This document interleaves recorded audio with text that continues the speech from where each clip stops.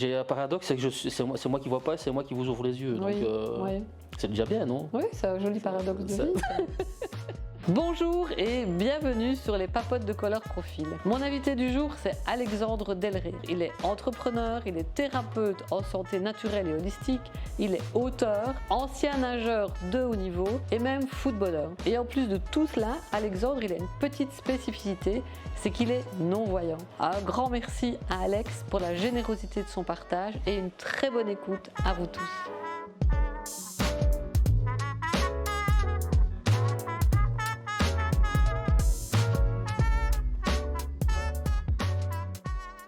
Alex, merci d'avoir accepté mon invitation aux papotes de Color Profil. On se croise un peu beaucoup, nous, en ce moment, à vrai dire, non? Un peu trop peut-être. Bon, ça commence bien. Le podcast est terminé. Merci, Nico, on remballe. En tout cas, moi, j'ai plaisir à te croiser régulièrement et parfois de manière... par surprise, on se croise à des mariages, on se croise à des formations, on se croise en tant que jury. Et aujourd'hui, on va avoir l'occasion de papoter un moment. Le concept de papote, c'est, on vient de le dire avant de démarrer, c'est que je n'ai rien préparé et tu me trouvais extrêmement non professionnel. Ça manque de cadre en tout cas. Voilà, comme ça je l'ai dit moi-même, hein, t'es pas obligé de me balancer, je l'ai annoncé moi-même. Et ce que j'aime dans les papotes, c'est en fait d'abord le moment d'échange et puis surtout ce qu'on va m'en dire après. On va me dire, ah, j'ai écouté le podcast avec un tel, ça m'a permis d'avancer sur ma propre problématique, ça m'a inspiré ou ça m'a rassuré, tu vois. C'est vraiment le partage qu'on peut donner à nos auditeurs. Et donc si c'est ok pour toi, moi, je propose qu'on entre dans le vif du sujet. Allons-y. Et donc, papotons sur la connaissance de soi. Et pour toi, à quel moment est-ce que tu as démarré ce travail de connaissance de toi ? Je suis en plus ou moins 2008, si je dois vraiment parler de mon ouverture personnelle et du chemin que j'ai parcouru, à tout d'abord gratitude à mes parents qui m'ont donné les bases, qui ont voulu que je fasse ma vie, que je sois autonome, indépendant, que je vive comme tout le monde avec l'handicap. D'accord. Ça, c'était un premier objectif qui a été surtout mis en place par mes parents. Et puis après, comme un grand garçon, j'ai pris mon envol, j'ai pris mon flambeau à moi et je me suis dit qu'il y a sûrement quelque chose à vivre avec cet handicap, de le prendre comme un compagnon de vie et puis de se dire, comme je le vis depuis maintenant pas mal d'années, c'est-à-dire avec beaucoup de positif, beaucoup de richesse, beaucoup de force, et d'essayer de le transmettre à beaucoup de personnes qui veulent me croiser, me rencontrer, être accompagnées aussi dans la thérapie que je propose aux gens. Voilà, mais sauf que déjà la première porte de lumière que j'ouvre, c'est 5 ans de nageur d'élite chez les malvoyants, où là je prends vraiment conscience que je suis capable de beaucoup de choses malgré l'handicap. Et c'est ce que je dis à beaucoup de personnes quand j'en parle un peu, c'est que sur ces 5 ans, au-delà des super belles performances dans l'eau, c'est surtout cette médaille d'or de confiance et d'estime que je prends avec moi et qui me fait que j'ouvre cette première porte de lumière. Okay. Pour me dire que je suis capable, en fait, vraiment capable d'aller vers l'avant et de mettre des choses en place et surtout aussi d'atteindre des objectifs et même de vivre mes rêves complètement.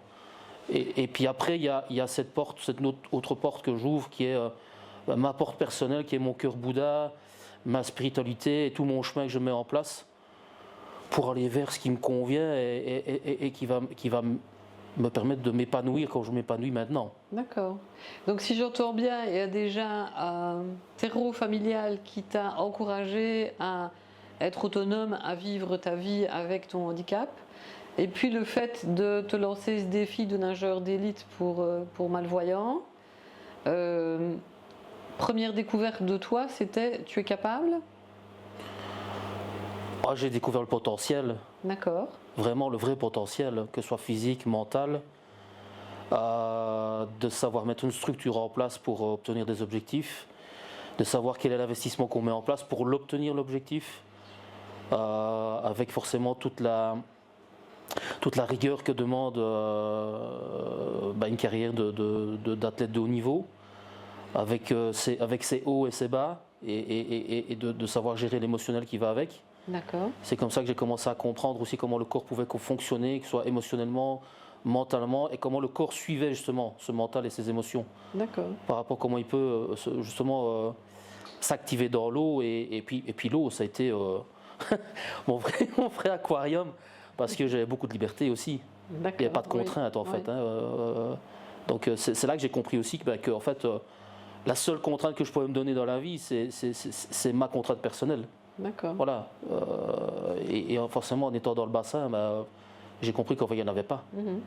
Tout simplement. Et ça, je pense qu'avec toutes les personnes que tu rencontres, que tu accompagnes toi-même, ça fait écho chez moi en disant, c'est vrai, avec ou sans handicap, souvent la seule contrainte qu'on s'impose, c'est nous-mêmes.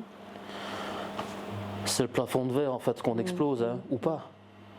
Ce plafond de verre, si on se dit qu'on peut l'exploser tout le temps et aller de plus en plus haut, et de mettre forcément les bonnes conditions et les bons moyens pour y arriver, en fait, il n'y a jamais de plafond de verre. Voilà, ça, c'est déjà un joli message. Il n'y a jamais de plafond de verre. Et après, dans la découverte de soi, un peu plus récemment, nous, on se connaît depuis quelques années maintenant, on se croise toujours quelque part finalement. Et un peu plus récemment, tu as entamé le chemin de découverte ou d'une meilleure connaissance de toi, en tout cas avec Color Profil. Qu'est-ce que ça a ouvert pour toi, ça, Alex ? Ça a beaucoup confirmé beaucoup de choses que j'avais déjà mis en place. Et puis ça m'a permis encore de découvrir d'autres choses que je travaille depuis aussi quelques années. C'est vraiment la connaissance profonde de soi-même et de se dire, dans un certain sens, ok, je me connais déjà très bien, mais on peut encore améliorer aussi. Et de se dire que par rapport à ce qu'on découvre de soi-même tout le long de sa vie, on apprend encore des choses sur soi-même aussi. Et on se découvre aussi. C'est ça aussi la beauté de la vie que je vis. C'est chaque fois à chaque nouvelle formation, ou même quand je reçois un nouveau patient, c'est chaque fois une nouveauté, c'est chaque fois une redécouverte, c'est chaque fois une remise en question. C'est ce qui amène le piment de la vie en fait, qui est magnifique. Que ce soit la rencontre des gens par rapport aux formations comme Color Profil ou d'autres que je mène encore maintenant et que je vais encore mener plus tard aussi. C'est chaque fois vivre d'autres rencontres, et ces rencontres elles me parlent et elles font que aussi je grandis grâce à ces rencontres et l'ouverture que je mets en place. Et alors justement, toi tu as vécu Color Profil dans l'expérience utilisateur, si je peux utiliser ce terme, et puis ça t'a tellement plu que tu t'es formé à utiliser la méthode pour accompagner d'autres personnes à mieux se connaître. Plus d'autres outils. Oui. Color Profil fait partie des outils que j'utilise pour encadrer et accompagner les gens dans leur pleine santé. En plus de mes mains que j'ai fait pour guider mes yeux, dans mon ressenti, dans mes intuitions, et aussi dans cette connaissance profonde, même scientifique, du corps que j'ai en face de moi. C'est pour ça que... Mais comment es-tu passé de ça me plaît à je vais faire une formation ? C'est pas une question que ça me plaît, moi, c'est une question que ça doit me parler. D'accord. Et quelle est la différence pour toi entre ça me plaît ou ça me parle ? C'est difficile à expliquer parce que c'est un ressenti personnel. C'est un écho, c'est une vibration,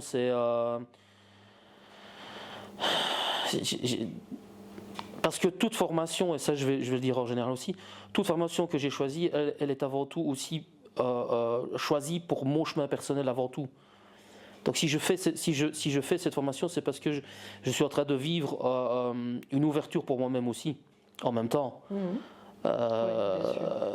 Et après j'en fais profiter aussi les personnes que j'encadre, que je rencontre dans ma vie. Mais avant tout, toutes les formations ou toutes les rencontres que je vis, c'est avant tout pour mon chemin personnel. Parce que ça, c'est ma conviction, c'est que plus je sais qui je suis, plus je vis ce que j'ai envie de vivre aussi pour moi et de le transmettre aux autres. D'accord. Donc plus tu sais qui tu es, plus tu vis en quelque sorte aligné avec qui tu es réellement. Exactement. Ouais. Ouais, exactement. Ok. Ouais. C'est comme ça que je le vis. D'accord. Ouais. Ben, je t'avoue, on n'en a jamais parlé, mais c'était quand même un challenge pour nous pour dire ok, Alex il veut faire la formation Color Profil, Alex il est aveugle. Marie-Valentine qui Mais ça était s'est ta fait, formatrice. ça s'est fait avec les yeux fermés. Comment est-ce que je Ouais. fais? Ça se fait tout seul, les yeux fermés, en effet. Marie-Valentine a dit comment je vais faire? Ben, tu vas pas faire. Alex, s'il s'inscrit, c'est il sait qu'il est capable et que ça va être possible. En fait, ce qu'Aline n'a pas su, c'est que c'est moi qui ai donné l'information en fait. Ok, d'accord. Mais c'est vrai qu'on en plaisante parce que hier, je t'ai dit que j'étais à souper et je parlais justement en disant que tu étais aussi devenu facilitateur Color Profil. Mais comment est-ce possible? Ben écoute, tout est possible. C'est comme faire Philippe Croison aussi, c'est pareil. Oui, absolument, comme faire Philippe Croison. Voilà, donc qui a expliqué dans son contexte et moi dans le mien, on explique la même chose en fait. C'est cette fameuse résilience que nous mettons en place, que nous vivons, parce qu'on s'est dit à un moment donné, en passant ce fameux passage de deuil et aussi de marasme, parce que c'est important quand même de l'expliquer aussi que on passe aussi par des moments comme tout le monde, dur, difficile, compliqué. Bien sûr. Sauf qu'à un moment donné, comme moi ou comme lui, on s'est dit comment on va vivre les choses avec ça, et plus comment est-ce que je me bats, parce que c'est pas contre. Il y a plus de contre, c'est avec, oui. Et ce avec, ça amène plein de belles choses en fait. Hein. Et justement, le contexte de ton handicap à toi, c'est quoi exactement? Quoi, au niveau visuel? Oui. Donc moi j'ai une maladie depuis la naissance qui s'appelle la maladie de Stargardt, qui m'occulte la vue centrale au départ et qui me sauvegarde plus ou moins le champ de périphérie. Sauf que avec les années, comme c'est une dégénérescence de la macula, forcément la cécité a grandi et là maintenant je n'ai plus que la perception de la lumière et de certains gros contrastes bien déterminés, tout simplement. Voilà. Okay. C'est ce que je perçois devant moi. D'accord. Maintenant, j'ai ma vision du cœur, mon troisième œil, ça me suffit. Ça me suffit. Oui.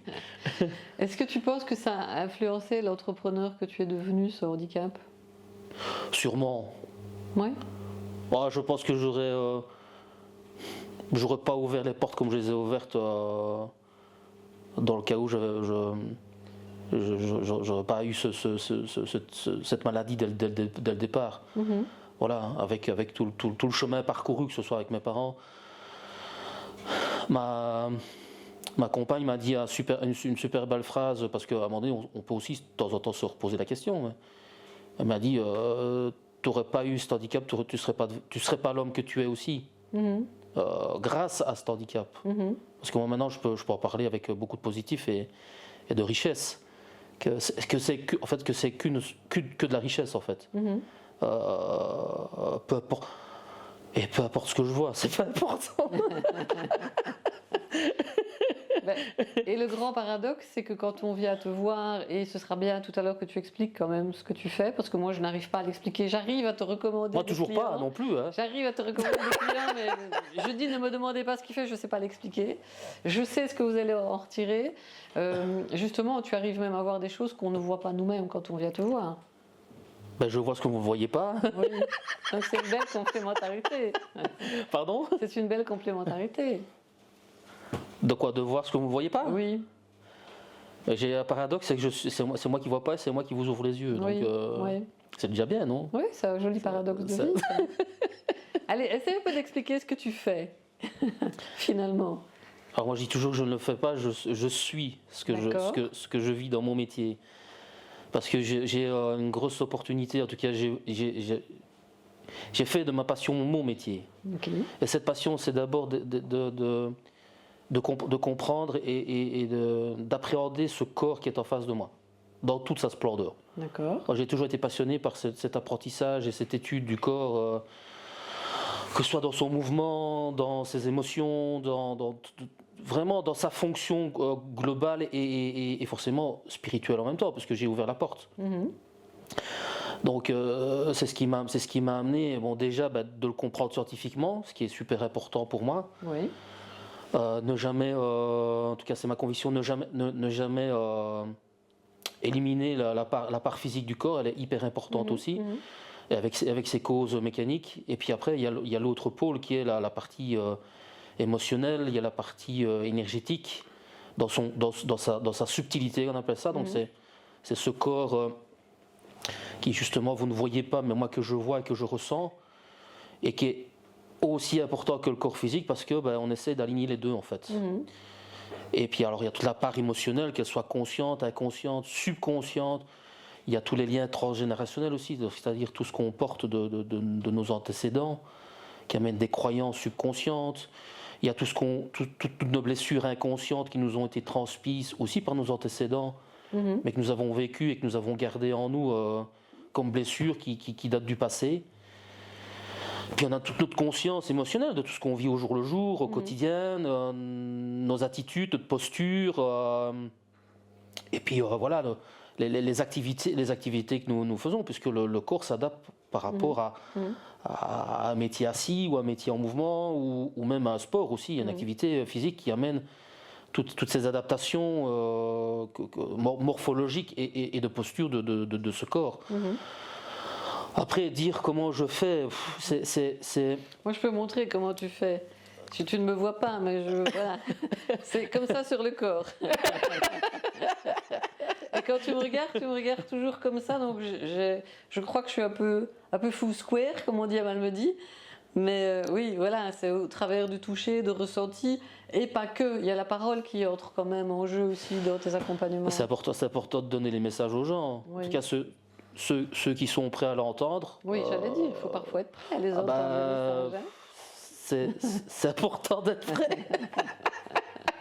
Sinon, on prend les uppercuts dans la tronche et même si voilà, il y en a certains qui viennent aussi par curiosité et parce que voilà, ils ont été guidés par quelqu'un qui a vécu l'expérience et qui a été content. Et qui était prêt peut-être, ce quelqu'un, et pas forcément le contact, n'est pas forcément prêt lui à faire ce travail. Il y a des comme je dis, on n'ouvre pas la porte par hasard, déjà premièrement, puisque moi déjà avec mon ouverture, je ne crois ni au hasard ni à la chance. Nous avons des rencontres et des rendez-vous dans notre vie qui nous amènent à être sur notre chemin.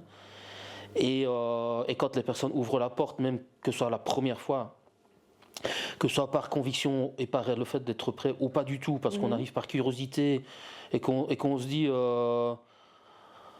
ouais, je vais quand même essayer, on va voir bien ce que ça donne.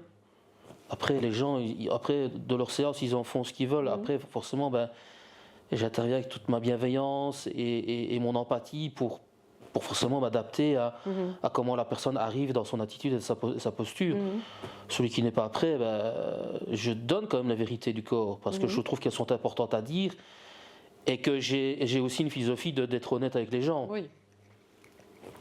S'il est là, c'est quand même pour connaître ce qui se passe et d'obtenir plus quand il sort de la séance. Après, qu'il revienne ou pas, ça c'est son choix, c'est sa décision. Oui. Hein, c'est ça aussi je trouve la beauté du métier, c'est que je suis toujours dans l'invitation en fait, je force rien. C'est les gens qui décident et c'est eux qui font leur chemin en venant chez moi pour les accompagner en fait sur leur bout de chemin.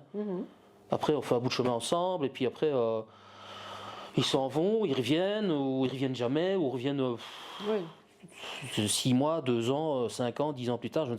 C'est à eux de savoir.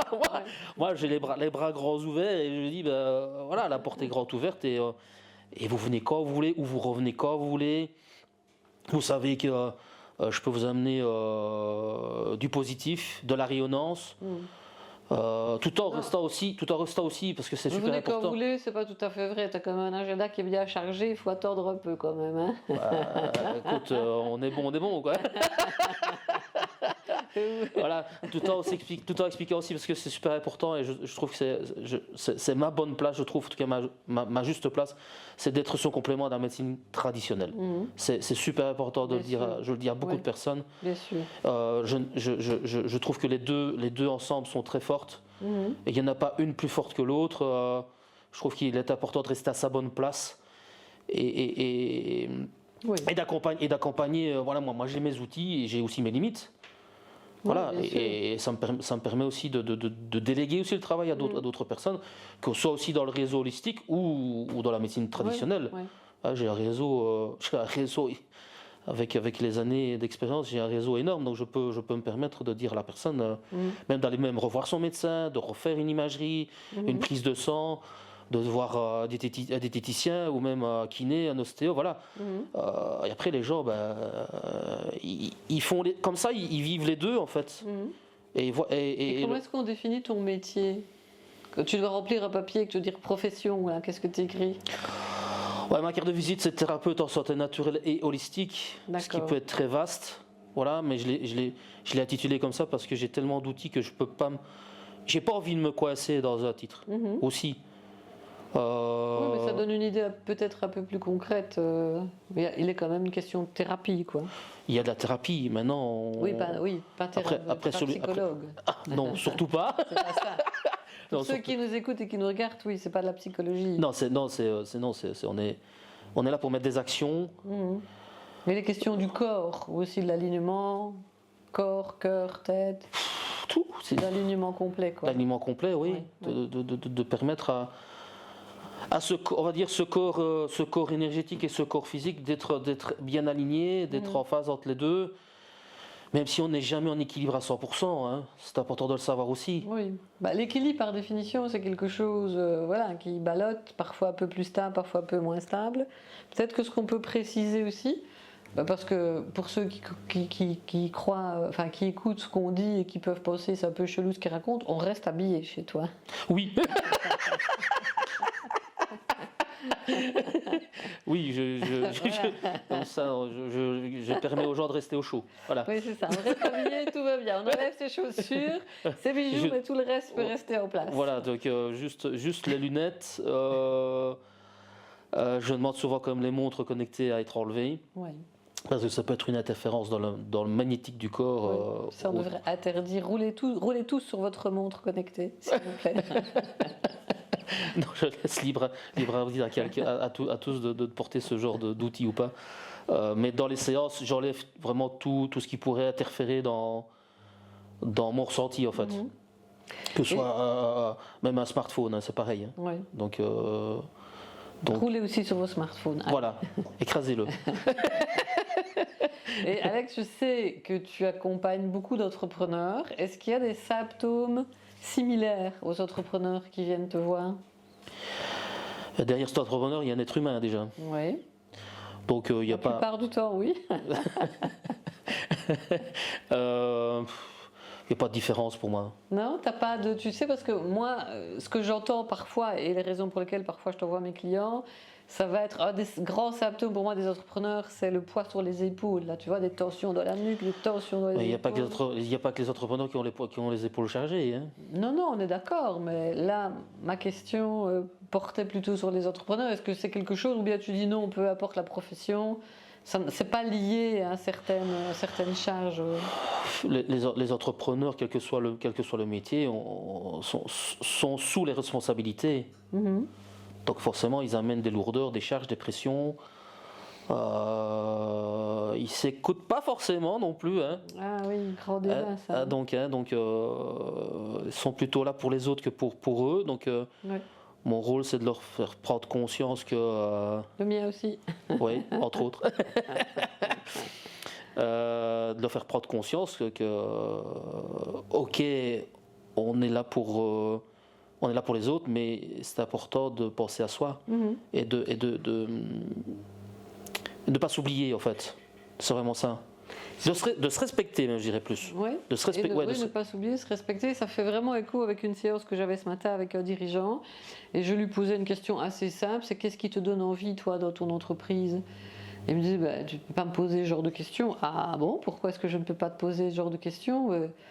Parce que tout doit me donner envie. Mais je dis, est-ce que tout te donne envie? Non, il y a plein de choses qui ne donnent pas envie. Alors est-ce que tu serais d'accord qu'on discute de ce qui te donne vraiment envie? Puisque le sujet pour lequel il est venu nous voir, c'était, j'ai plus des masses envie d'être dans ma propre entreprise. Mais en effet, on a tout à fait le droit, on doit même se poser ce genre de questions. Qu'est-ce qui me donne envie à moi? Parce que je lui dis, comment veux-tu donner envie aux autres si toi-même tu fais semblant d'avoir envie? Alors moi, en termes d'efficacité, je trouve ça moyen. Et toi, sans doute que tu vas récupérer aussi des gens qui, quand ils font des choses par obligation sans en avoir envie, j'imagine que ça se traduit d'une manière ou d'une autre dans leur corps. Il y a beaucoup de fatigue et d'épuisement avec ces personnes-là. D'accord. Ils sont souvent... il y en a certains, je les appelle les patients du rond-point. D'accord. Donc, quelle est l'issue, l'échappatoire ou la route que je prends. Donc, je suis complètement perdu.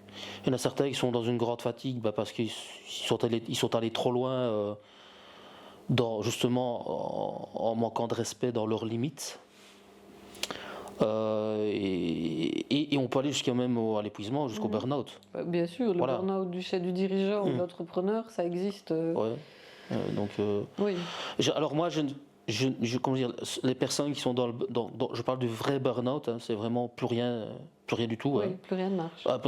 C'est le moindre effort et c'est la catastrophe. C'est une montagne, quoi. Ouais, on est vraiment là-dedans. Moi, je les récupère pas dans le trou, je veux dire, je l'appelle ça comme ça. Ils viennent souvent après avoir fait déjà leur chemin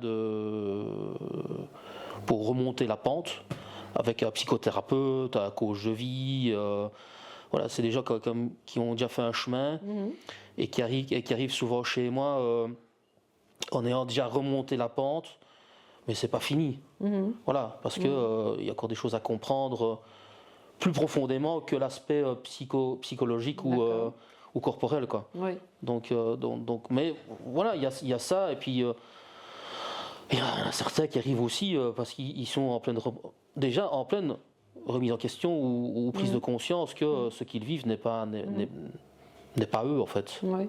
Voilà, donc et tu en as aussi, parce que on partage parfois certains clients, on a aussi qui viennent te voir, comme moi d'ailleurs, parce qu'ils ont conscience qu'ils doivent prendre soin d'eux, de leur corps, pour avoir envie, pour continuer à être motivant pour les autres.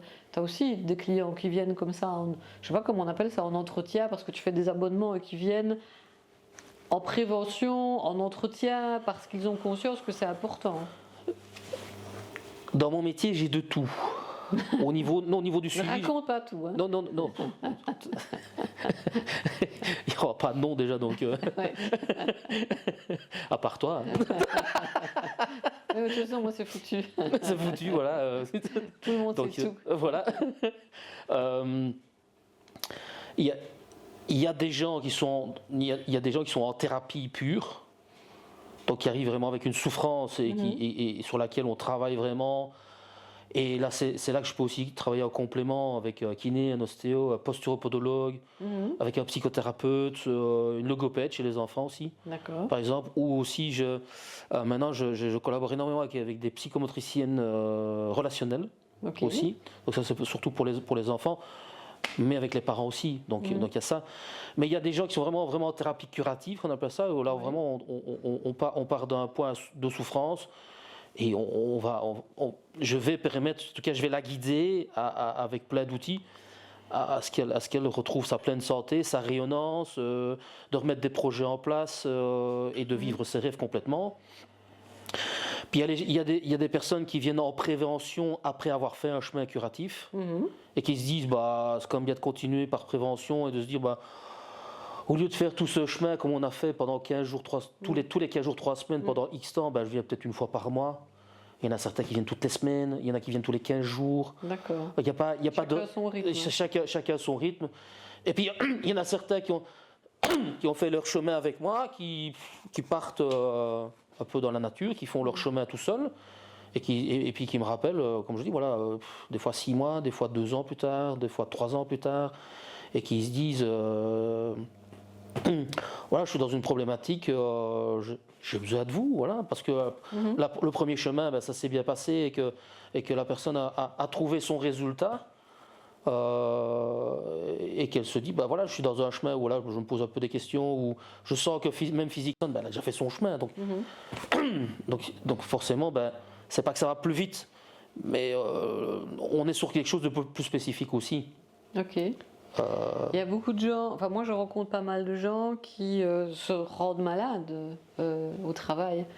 Tout à l'heure j'étais à un colloque justement et je discutais avec une personne qui me disait qu'il a de plus en plus de patients qui souffrent d'addiction, des entrepreneurs, des managers, d'addiction à la cocaïne par exemple, et qui se mettent dans des embarras physiques assez importants et qui disent j'ai pas le choix, pour tenir le coup je dois faire ça. Donc il y a un moment donné où on est dans une société où on se dit en fait quand mon corps ne suit plus, c'est acceptable de le booster avec des choses dangereuses pour tenir le coup. Et on ne se pose pas la question, ben ok, si mon corps ne suit plus, comment est-ce que je peux rééquilibrer les choses? Est-ce que ça, c'est un phénomène que toi, tu rencontres plus? J'en ai déjà accompagné des personnes qui sont dans l'addiction, l'alcool, la drogue, et quand on parle de drogue, on parle de drogue dure, cocaïne, héroïne, les extas aussi, le cannabis. Il y en a qui sont dans des achats compulsifs. Il y en a certains qui sont dans le travail. Et il y a le sport aussi, parce qu'il n'y a rien à faire. Le sport peut être un adjuvant très positif, mais forcément que si on en fait beaucoup, c'est parce que on s'enfuit en fait dedans. Hein. Voilà, donc. Et toi, quel conseil est-ce que tu donnerais à une personne? Parce que tu sais, nous, on accompagne les personnes dans toutes les dimensions de leur vie professionnelle, pas que des dirigeants ou des entrepreneurs. Et notre grand cheval de bataille, c'est on passe notre vie au travail, alors il faut kiffer cette vie qu'on fait au travail. Enfin, tout ça, tu connais notre cheval de bataille. Quel conseil est-ce que tu donnerais, toi, à une personne pour prendre soin d'elle, peu importe son statut? Qu'est-ce qui te fait rigoler? Parce que j'ai déjà un truc dans la tête. Juste. C'est audible? Tu peux le dire ou pas? Je ne donne pas de conseils. Okay. Je ne donne pas de conseils aux gens. Qu'est-ce que tu voudrais partager pour quand même... C'est plus juste. Qu'est-ce que tu voudrais partager quand même pour prendre soin de soi et ne pas devenir malade à cause de son travail, enfin à cause des choix ou des non-choix qu'on fait au travail? Prendre soin de soi. Oui, c'est quoi prendre soin de soi déjà? Parce que là, si on reprend l'exemple de la personne qui est dans l'addiction, déjà premièrement, il est important d'aller voir cette souffrance que la personne ne veut plus voir parce qu'elle est trop atroce. Donc forcément, l'addiction te permet de t'échapper en fait de cette réalité de la vie. Ça c'est la première chose. Et puis la deuxième chose, c'est de permettre à la personne en fait. Et c'est comme ça que je guide les gens. Bon, on parle d'addiction, mais aussi dans d'autres cas. C'est de guider la personne vers ce qui lui. Qui va la faire vibrer, qui va la nourrir dans sa vie, vraiment, positivement parlant. Oui, c'est de donner un exemple précis, ce serait trop caricatural. C'est vraiment de guider la personne. Je ne donne pas de conseils, moi, je donne toujours mon ressenti, mon avis. Les gens, ils en font ce qu'ils veulent. Parce que sinon, le conseil, c'est ma solution, en fait, le conseil. C'est pas la sienne. Et le conseil, il va sûrement pas parler du tout.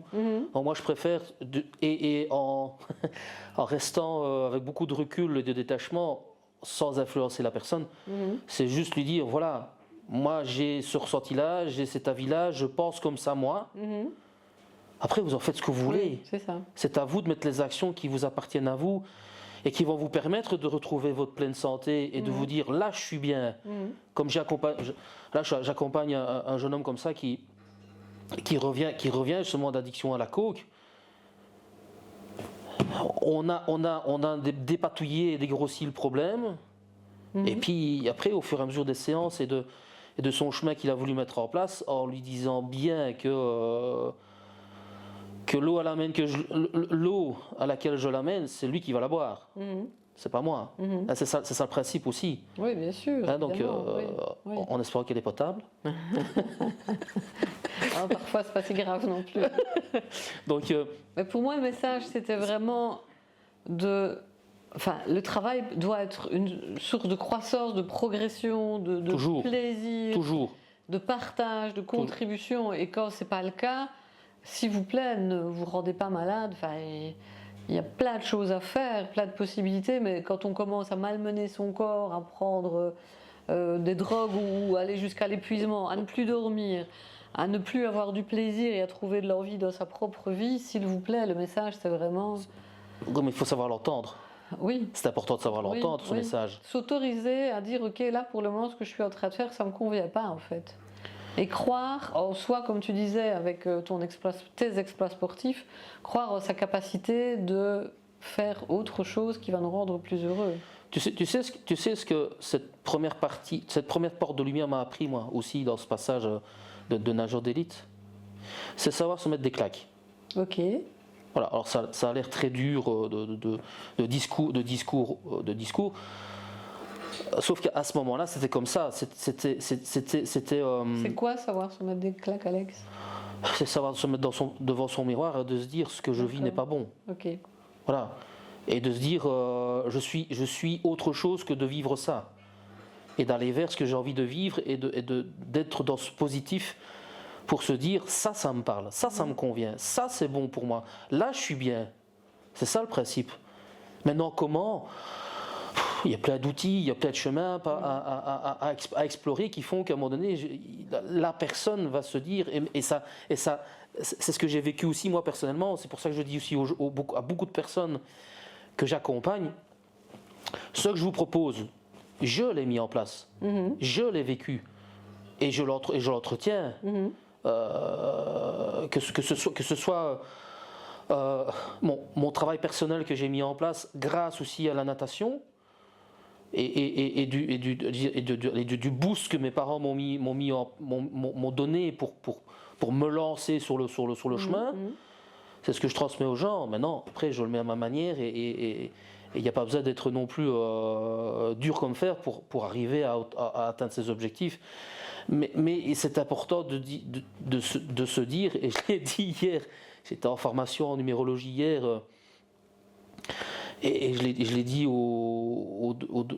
à mes deux collègues de formation, j'ai dit,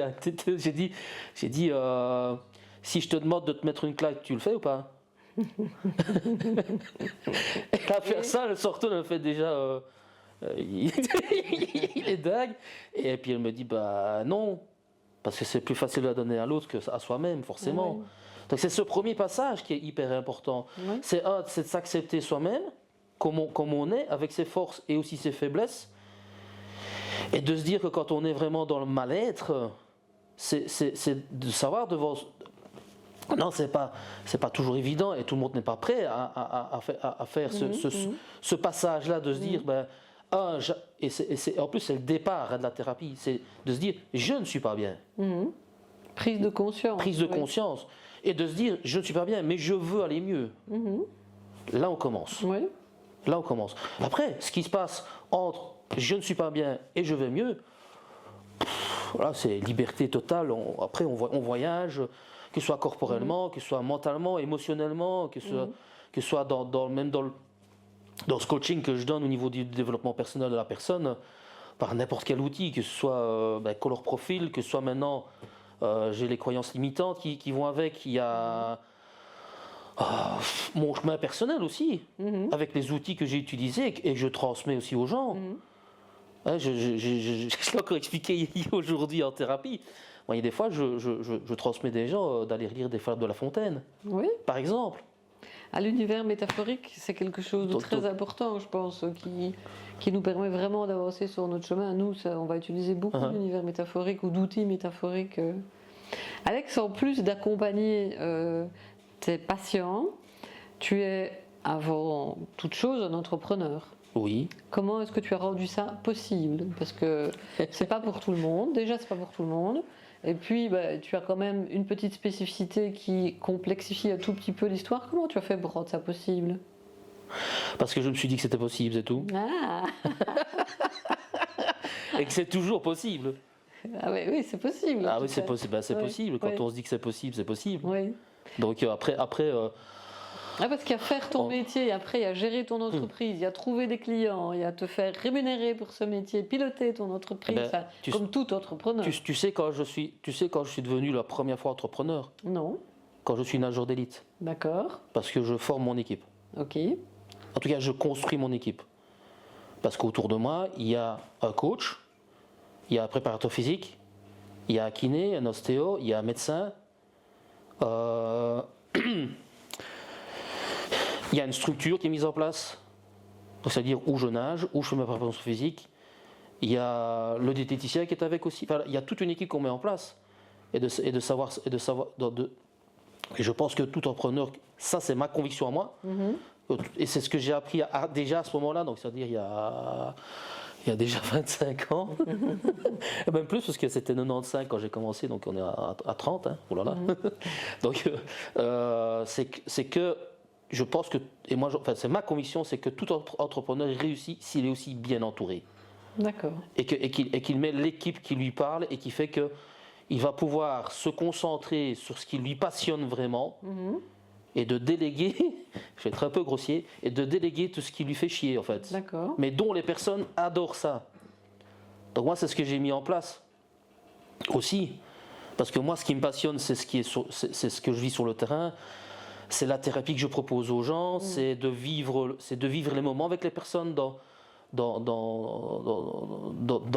ma profession et dans les moments qu'on partage ensemble. C'est aussi ce que je transmets aux gens, l'encadrement que je donne, et c'est aussi les projets que je mets en place. C'est ça qui me passionne, moi. Bien sûr. Voilà. Et Le reste, je l'ai délégué à des personnes qui ont déjà aussi les compétences pour le faire. Oui. Et aussi qui m'aide à m'alléger le mental.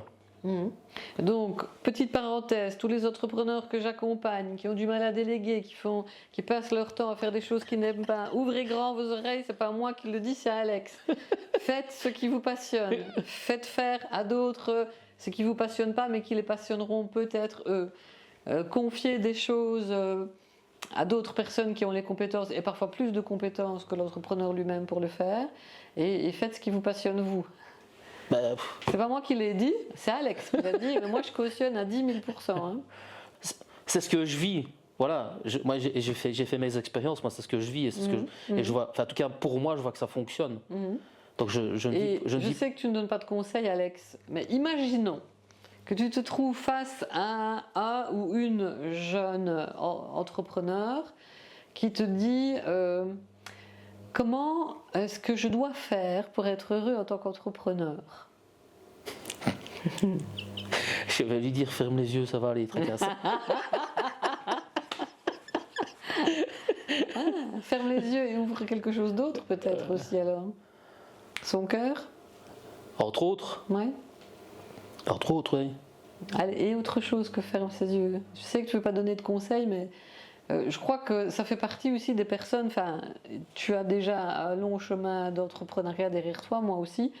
Moi, je le vis comme ça. Alors, chacun son chemin, chacun fait ses choix, mais je crois qu'on a quand même une responsabilité de transmettre le chemin parcouru. Et comme tu dis, après, chacun en fait ce qu'il veut, mais si on peut éviter certains écueils, apporter un peu de soutien. En tout cas, moi, je suis arrivée à un stade dans ma carrière où j'ai envie de servir un peu de soutien à d'autres personnes qui sont dans ce chemin-là. Et donc, je ne vais pas forcément dire à ta place, je ferai que. Mais transmettre, c'est devenu une notion importante pour toi. Et donc, sans donner de conseils, parce que j'ai bien compris que tu n'aimes pas en donner, qu'est-ce que tu partagerais? Je te coupe un petit peu, c'est pas une question d'aimer. C'est que moi, je n'en donne pas parce que je trouve que c'est pas... Ça m'appartient à moi. Hein. D'accord. Je trouve mais ça, que tu je trouve ça pas tu juste. ne veuilles pas en donner. Ça m'est égal. Qu'est-ce que tu partagerais? Ça, j'ai compris. Que partagerais-tu? Vous avez vu qu'elle est contre moi. Hein. Et vous avez vu qu'il n'a pas un bon caractère. Et que le handicap, ça n'excuse pas tout. Hein. Pour être entrepreneur, c'est important d'avoir un peu de caractère quand même. Moi, je serais dans le principe du partenariat, du parrainage, moi, alors à la limite. Ah, ok, d'accord. Et voilà. Que dirais-tu en tant que parrain alors? Déjà, comment veux-tu mener ta barque et en quoi puis-je t'aider, voilà, et te soutenir aussi, et surtout d'ouvrir le potentiel dans la personne. Alors, on sait qu'on a tous des parts d'ombre et des faiblesses, des limites, comme tout le monde, comme tout être humain, mais on a avant tout des forces et du potentiel. Donc, c'est ce que moi je veux mettre en lumière avant tout. C'est sa part lumière, son potentiel, sa richesse, quelle que soit la richesse, et surtout la richesse de cœur, parce que je trouve que tout entrepreneur qui réussit, c'est parce qu'il le fait avec le cœur aussi. Oui, je suis d'accord. Et qu'on n'est pas là juste pour faire, mais surtout pour vivre. L'entrepreneur qu'on peut être aussi dans son métier, et de le vivre, qu'on a vraiment de le vivre. Et alors c'est clair que maintenant, j'ai envie de le transmettre et de le partager, quels que soient les moyens, ou quelle que soit la guidance que je peux transmettre et que je peux partager à cette personne qui veut être entrepreneur. Voilà. Après, tu dis quelque chose d'important, qui veut, hein, parce que c'est pas une obligation, non, ni le Saint Graal. Mais déjà, comme tu l'as dit tout à l'heure, déjà, on n'est pas tous entrepreneurs. Et c'est très bien comme ça. Ça fait un équilibre. Pour moi, ça fait un équilibre. Et tout entrepreneur, il est là pour entreprendre. Donc ça veut dire prendre des risques aussi, même s'ils sont un minimum calculés et structurés. Idéalement un minimum calculé. Mais un minimum. Un minimum, mais je pense que tout entrepreneur a aussi cette envie de prendre des risques. Voilà. En tout cas, c'est comme ça que je le conçois aussi. Et que, en fait, tout est à vivre. Même les expériences négatives. Bien sûr. Parce qu'elles enrichissent aussi. Bien sûr. Et surtout, on apprend tout le temps. C'est ce que je transmettrais, c'est ce que je partagerais à ce jeune ou à cette jeune entrepreneur qui veut construire quelque chose et où on peut, avec l'expérience que nous avons tous les deux, parce que je parle pour toi aussi, c'est justement de transmettre cette flamme, en fait. Et de dire à cette personne, si tu crois en ton projet, vas-y, fonce. Et de dire, c'est possible, c'est réalisable. Après, forcément, on met la structure qui va avec. Même si je dis que la structure... Ça, c'est du détail technique. C'est même si je dis... pour des gens comme Claudie, ça. Mais il faut avoir la flamme intérieure, la passion, un élan vital. Elle est avant tout... En tout cas, moi, dans ma vie, elle est primordiale. C'est d'abord cette flamme de cœur avant la structure. Oui, bien sûr. Voilà. S'il n'y a pas ça... Parce que la structure, c'est du technique. Tu aimes bien ou tu n'aimes pas. Mais on peut facilement se faire accompagner par des personnes qui adorent ça et qui vont être très compétentes. Mais la flamme... c'est la tienne, elle est à l'intérieur. L'élan, moi je dis toujours aux entrepreneurs ou aux personnes qui disent « Ah, moi je voudrais devenir indépendant. » Ok, c'est quoi le projet? Ah, je sais pas, mais je trouve que c'est chouette d'être indépendant. Mais il n'y a pas de projet, il n'y a pas de flamme. S'il n'y a même pas un début de flamme, ce n'est pas moi qui vais dire aux gens « Ah ben super, avec tes compétences, tu pourrais faire ça, ça, ça. » C'est de la vaste blague. Est-ce que tu crois, Alex, que le fait que ta maman ait été un grand entrepreneur, une femme très entrepreneuse, t'a...